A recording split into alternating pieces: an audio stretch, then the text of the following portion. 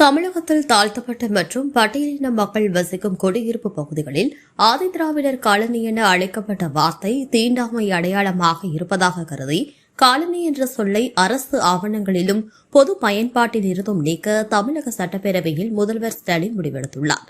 இந்த வரலாற்று முக்கியத்துவம் கொண்ட தீர்மானத்தை வரவேற்று பொள்ளாச்சி மத்திய பேருந்து நிலையம் முன்பாக நகர திமுக மற்றும் ஆதிதிராவிடர் நலக்குழு சார்பில் தனித்துவமான நிகழ்வு நடத்தப்பட்டது.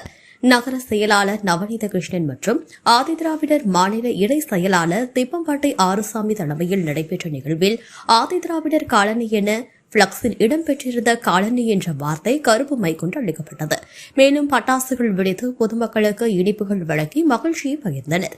இந்த நிகழ்வில் 100க்கும் மேற்பட்ட திமுகவினர் கலந்து கொண்டு ஆதரவை தெரிவித்தனர். ஆதிக்குடிகள் வாழக்கூடிய பகுதிகளிலே காலனி என்கிற வார்த்தை பன்னெடுங்காலமாக இருந்து கொண்டிருக்கிறது.